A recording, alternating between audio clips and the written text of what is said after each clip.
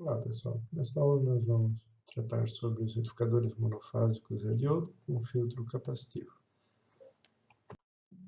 Bom, temos algumas topologias monofásicas que podem ser utilizadas com filtro capacitivo.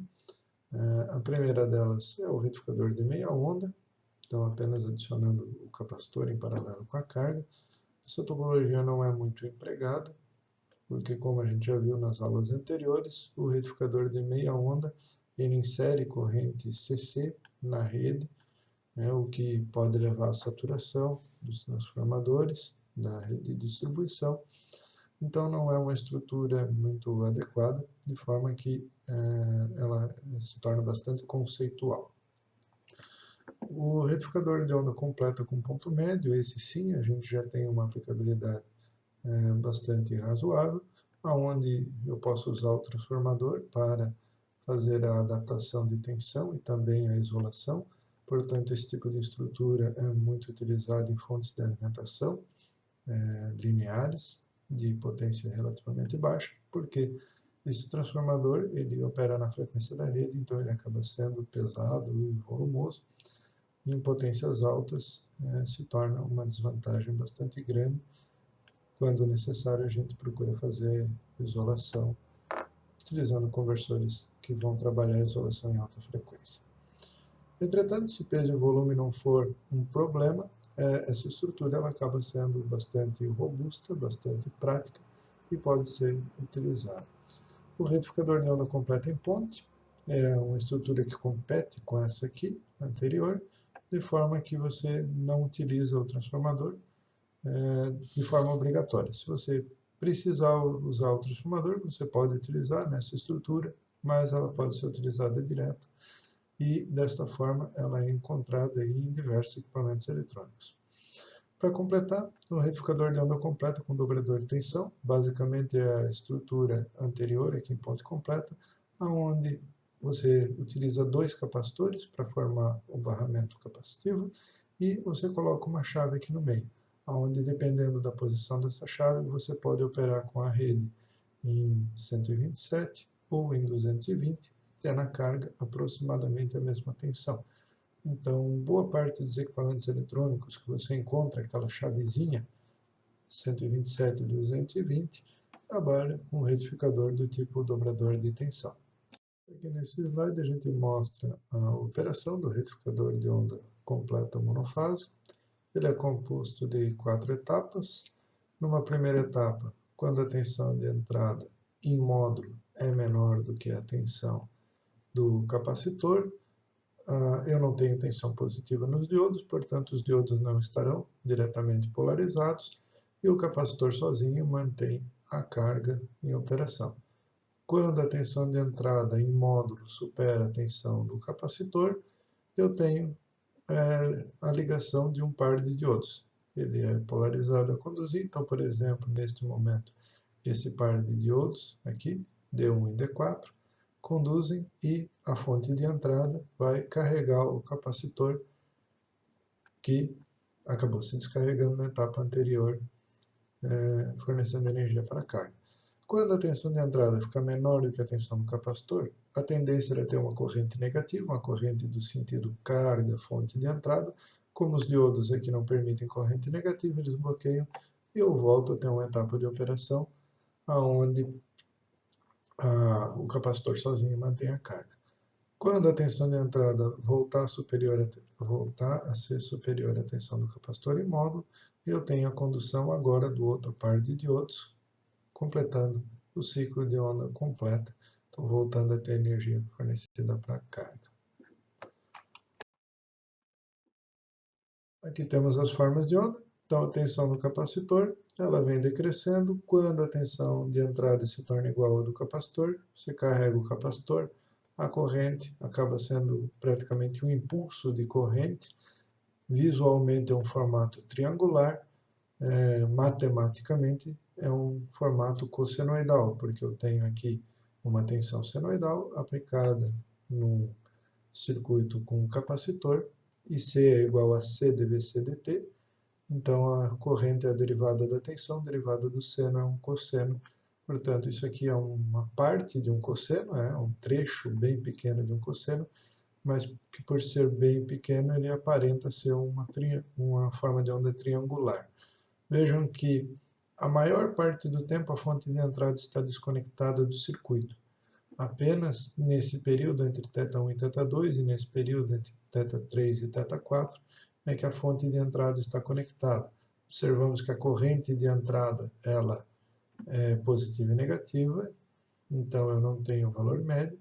Entretanto, como eu passo a maior parte do tempo sem corrente, eu entrego a energia em impulsos de energia, o que acaba sendo muito ruim do ponto de vista da rede. A rede ela fornece energia apenas em determinados pulsos relativamente estreitos, de forma que eu tenho um grande conteúdo harmônico aqui nessa forma de onda, o que faz com que o fator de potência seja bem baixo. Observa-se ainda que a corrente está um pouquinho adiantada em relação à tensão. O pico da corrente está aqui, enquanto o pico da tensão é quando a corrente se encerra. Entretanto, não é essa defasagem que faz com que o fator de potência seja ruim. Se fosse só a defasagem, o fator de potência ainda seria muito próximo de 0,98. O grande problema aqui são as harmônicas. Quanto menor essa ondulação de tensão, menos tempo eu tenho para recarregar o capacitor. Então, pior fica a questão das harmônicas na rede e maior o pico de corrente que você tem que fornecer lá para a carga. Tá? Por outro lado, se eu colocar aqui uma ondulação muito grande, o capacitor não vai estar fazendo o papel de filtro.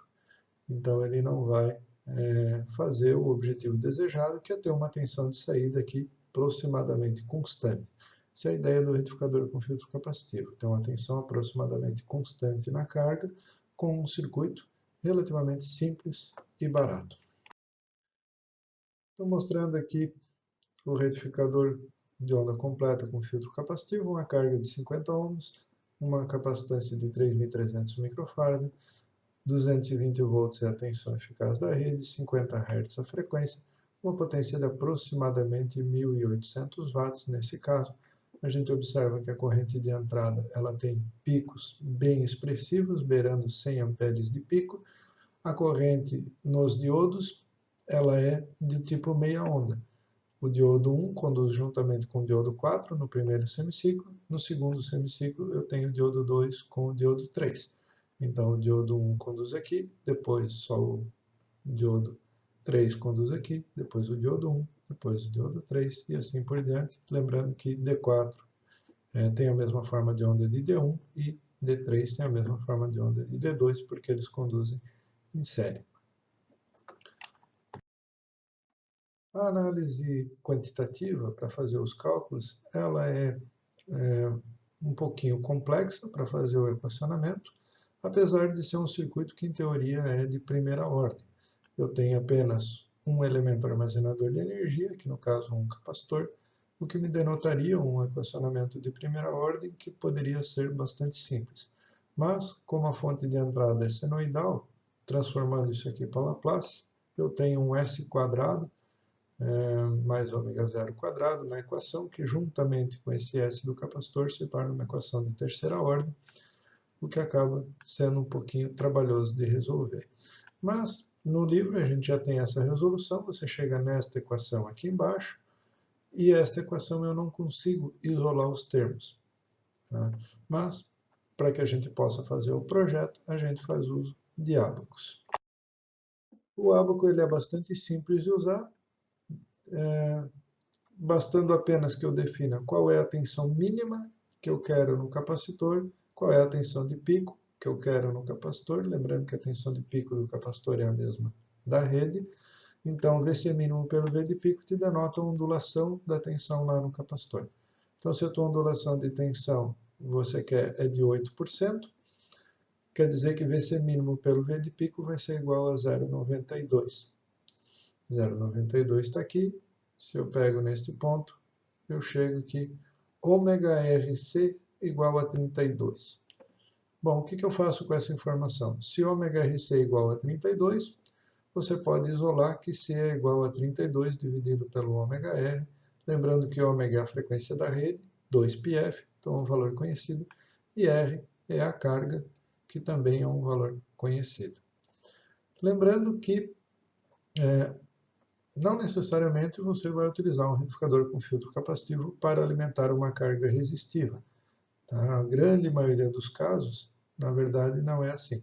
A grande maioria dos casos, você vai usar um retificador com filtro capacitivo para alimentar um processador digital de sinais, para alimentar uma tela de vídeo, para alimentar um aparelho de som, ou seja, não são cargas resistivas.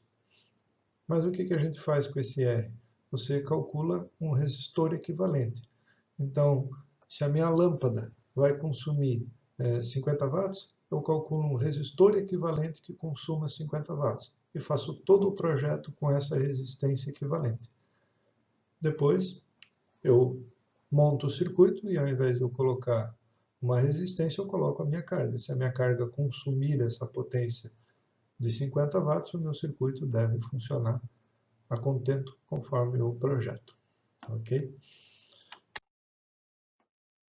Corrente do capacitor. Corrente do capacitor, conforme a gente já demonstrou, eu tenho corrente neste intervalo, que o capacitor está sendo recarregado, onde a fonte de entrada está conectada aqui no circuito. Neste intervalo, a tensão é um seno, então a corrente é um cosseno. Equacionando isso aqui, você chega na expressão de corrente. Para ficar mais fácil o uso dela, novamente a gente tem o uso de ábacos, que vai ser mostrado aqui na sequência. Outros parâmetros que são importantes da gente calcular para fazer o projeto: o cálculo da tensão média na carga. Então a gente viu a forma de onda de tensão.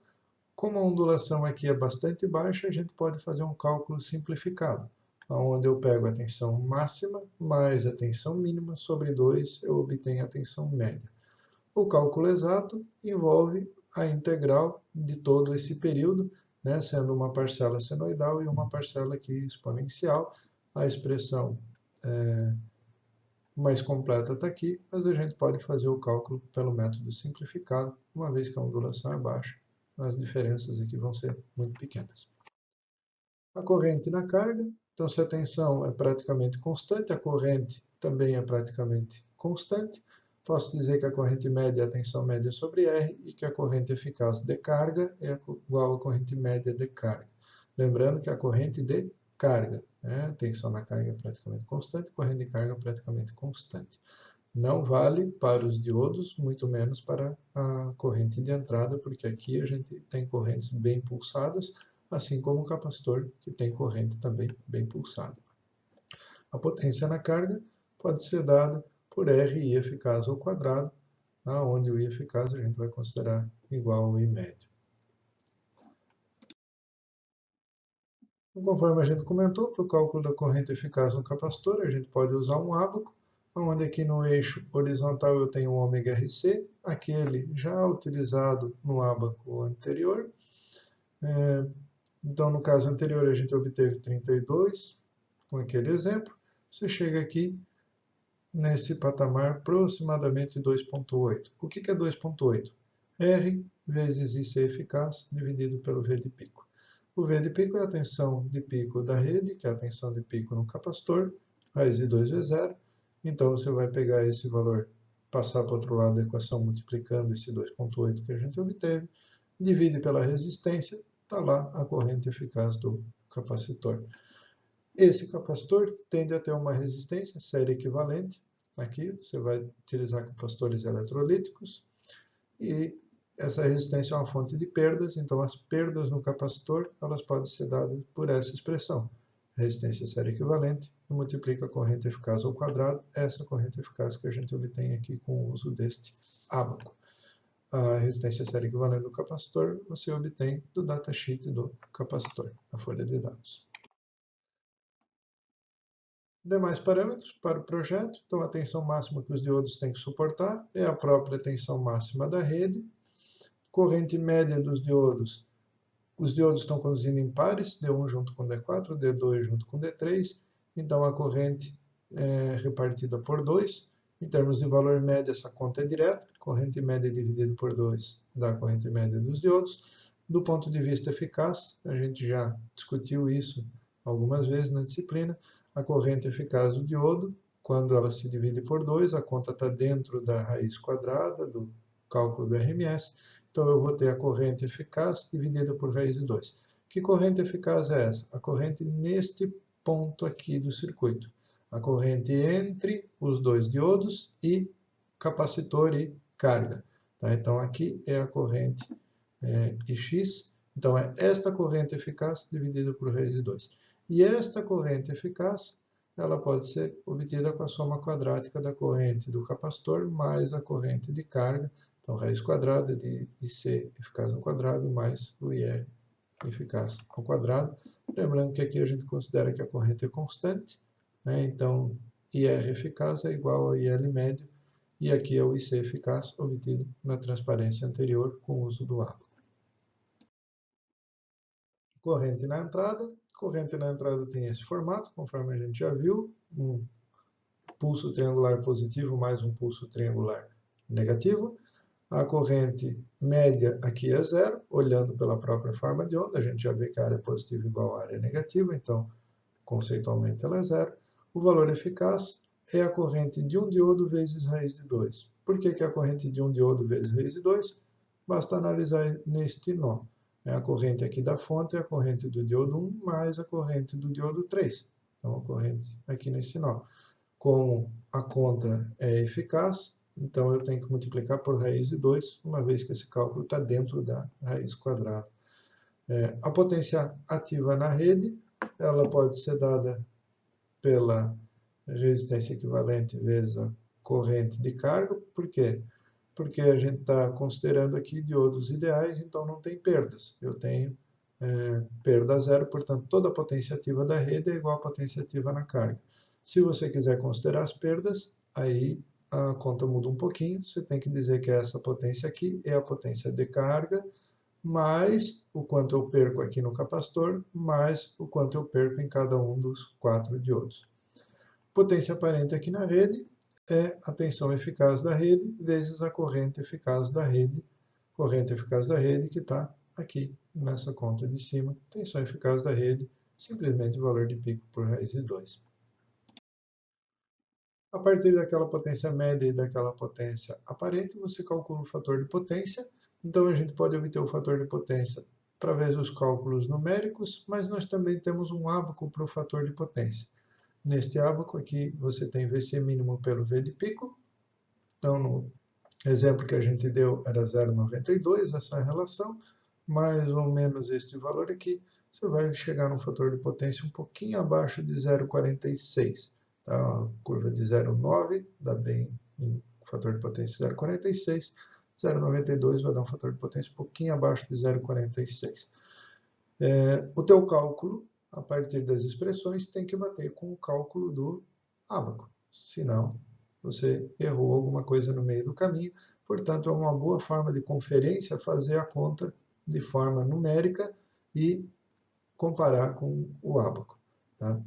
O rendimento do circuito, aí a gente tem que considerar as perdas, certo? Então, o rendimento do circuito é a potência na carga, dividido pela potência na rede, onde a potência na rede é a potência na carga mais 4 vezes a potência de um diodo, e se eu considerar a perda do capacitor, mais o RIC eficaz, que é a perda do capacitor. Lembrando que rendimento é sempre bem elevado deste tipo de circuito. As perdas dos diodos e do capacitor são pequenas, perto da potência de carga.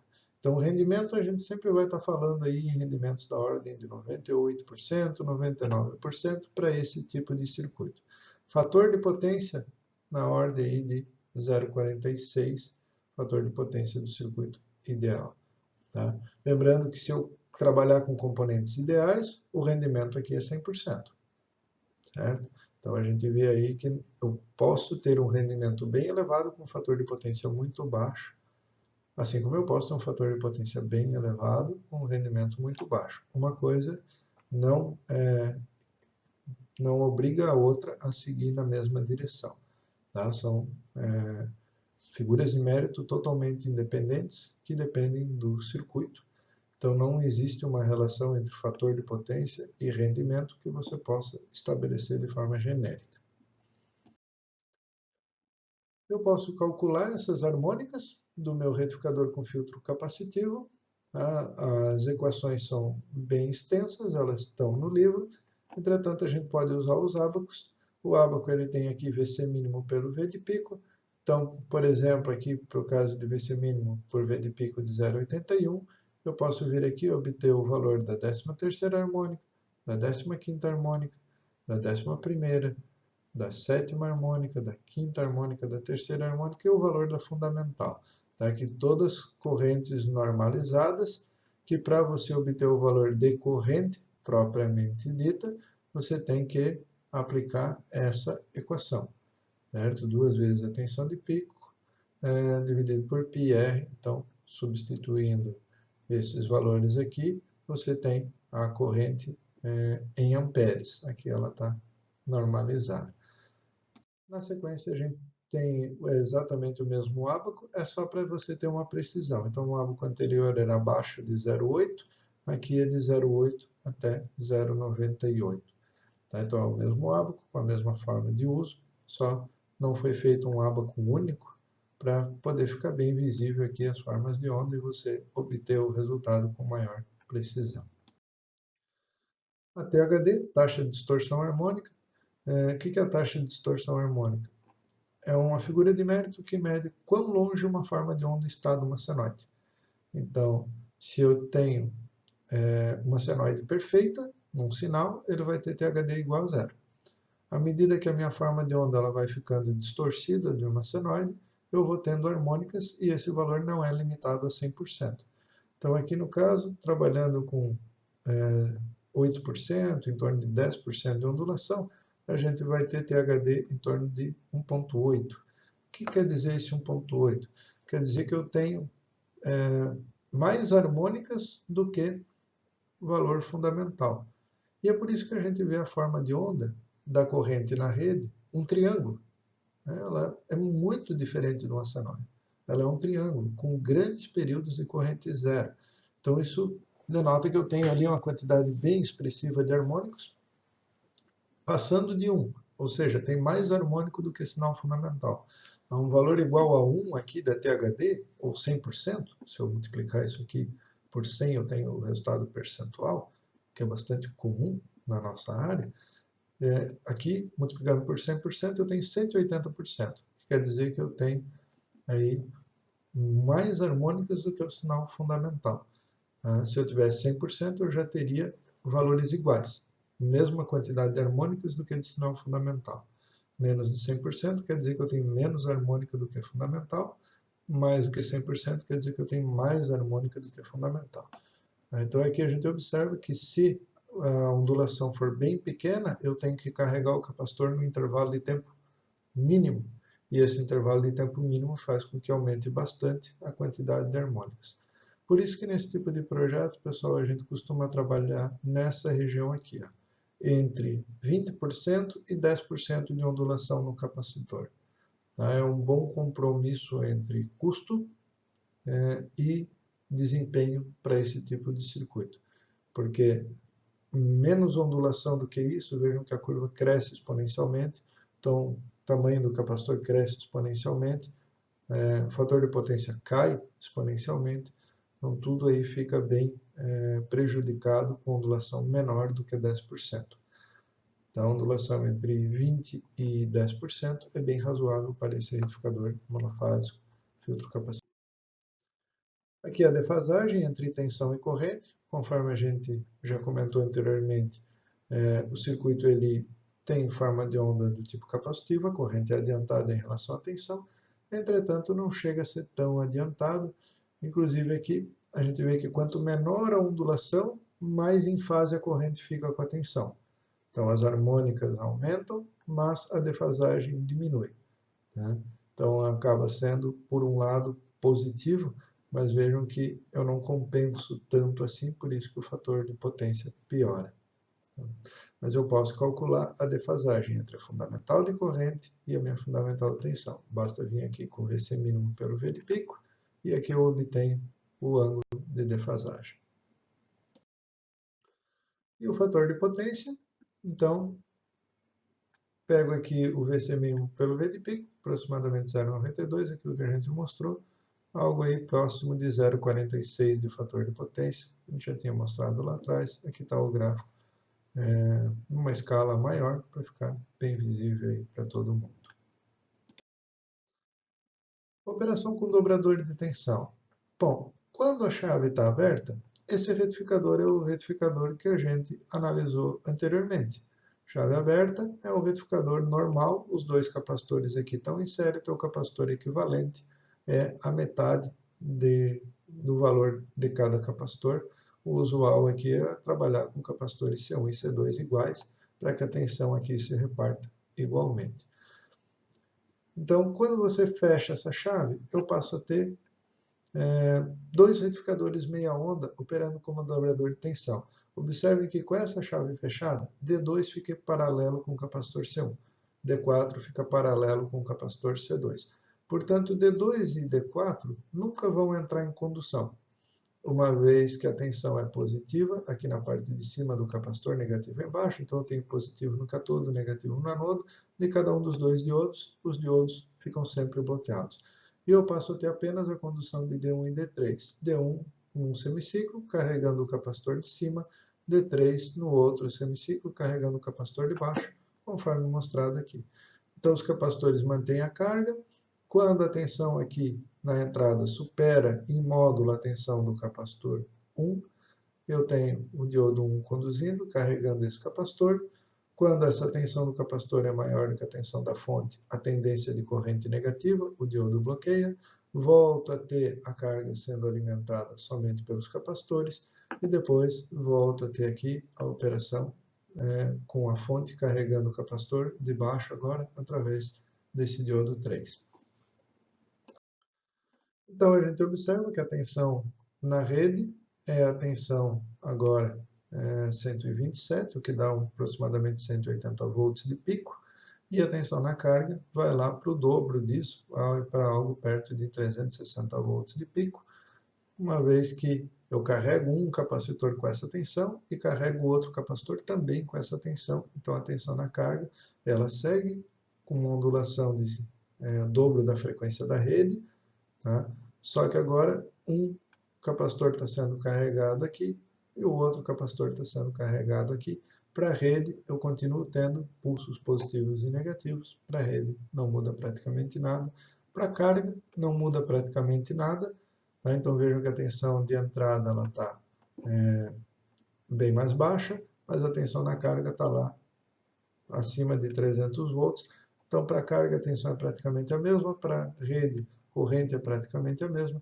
Só que agora, internamente, eu estou dobrando a tensão. Nesse slide, a gente vê aqui mais algumas formas de onda para o dobrador de tensão. Então, aqui em cima temos a corrente na rede, com seu valor médio zero, aquele triângulo positivo e o triângulo negativo. Condução aqui do diodo 1, depois a condução aqui do diodo 3. Observe-se que quando o diodo 1 está conduzindo, a corrente na rede, sentido direita para a esquerda. Quando é o diodo 3 que está conduzindo, a corrente na rede tem o sentido esquerda para a direita. Então, por isso que a corrente na rede, positiva e negativa, embora a corrente em cada diodo sempre positiva. Diodo 1 conduzindo aqui e aqui, diodo 3 conduzindo aqui e aqui. Para cada diodo, é como se fosse uma meia onda, para cada diodo a corrente sempre positiva. Mas para a rede, corrente positiva e negativa, destacando aqui um longo período de corrente zero, onde o fator de potência fica bastante baixo, porque eu tenho uma grande quantidade harmônica ali na rede, e as harmônicas não processam potência ativa, portanto não produzem trabalho, mas geram perdas, né? Então são muito importantes aí que sejam determinados. Nesta outra forma de onda, temos aqui o destaque para que a corrente dos diodos D2 e D4 são zero, uma vez que eles estão em paralelo com os capacitores e a tensão dos capacitores é praticamente constante, igual ao pico da rede. Então, D2 e D4 nunca entram em condução. Tá? Você está vendo aqui a corrente na rede e aqui as correntes D2 e D4 iguais a zero, porque neste momento, como dobrador de tensão, o circuito funciona apenas com os diodos D1 e D3. Aqui uma simulação, então 50 ohms, dois capacitores de 2000 micro, então o equivalente aqui vira 1000 micro de capacitância equivalente, tensão agora 127, potência mesma de 1800 Hz. Então a gente vê aqui as tensões no diodo 2 e no diodo 4. Vejam que a tensão dos diodos ela é sempre negativa, portanto esses diodos aqui nunca entram em condução. A tensão desses diodos é a mesma tensão do capacitor, só que com a polaridade invertida. Enquanto para o diodo positivo está embaixo, negativo em cima, para o capacitor positivo está em cima, negativo embaixo. Então aqui para o diodo a tensão aparece negativa. Se eu plotasse do ponto de vista do capacitor, essas tensões estão aqui em cima, positivas. Tá? Sendo que um está carregando aqui no semiciclo positivo e o outro está carregando aqui no semiciclo negativo. E a carga recebe a soma dos dois. A carga vem um retificador de onda completa com uma tensão aproximadamente o dobro da tensão de pico da rede. Por isso, o nome dobrador de tensão. Então, se você trabalha com essa chave aberta ou fechada, você pode trabalhar com a rede 110 ou 220. Tá? Só tem que tomar bastante cuidado para não deixar a chave na posição 110 e ligar o conversor em 220. Porque se você fizer isso, você vai dobrar a tensão. Então, ao invés de você aplicar 300 volts aqui total na carga, você vai aplicar 600 volts. Porque você vai carregar esse com 300, esse com 300, você vai ter aqui pouco mais de 600 volts. Muito provavelmente o teu circuito não vai suportar. Lembrando que o R ele é um resistor equivalente que representa a carga, então muito provavelmente a tua carga não vai suportar o dobro da tensão. Provavelmente esses capacitores também não vão suportar o dobro da tensão, e é possível até que teus diodos estejam projetados de tal forma que eles não aguentem aí o dobro da tensão. Muito comum usar aqui diodos de 400 volts, se eu vier com 600 volts total, eu vou ter problema. Então eu posso ter problema tanto dos diodos quanto dos capacitores, como da carga propriamente dita. Por isso que esquecer de mudar a chavezinha 110-220 é um prejuízo bastante grande. Por outro lado, esse é um circuito bastante simples de você trabalhar com tensões automáticas. Essa chave, a gente está colocando aqui como uma chave manual, mas ela pode ser uma chave automática, pode ser uma chave do tipo relé, e você fazer um comando desse relé a partir da própria leitura de tensão dos capacitores. E aí você faria um equipamento que opera em 110 ou 220 de forma automática. Claro que isso gera um custo um pouco maior no seu equipamento, mas torna ele aí, operacional com duas tensões fixas. Tá? É diferente da operação dos circuitos que tem entrada universal, que vai de 90 volts até 260 volts eficaz de entrada. É outro tipo de circuito que nós vamos tratar em outra aula mais adiante. Tá ok? Até a próxima aula com os retificadores com filtro capacitivo trifásico. Obrigado.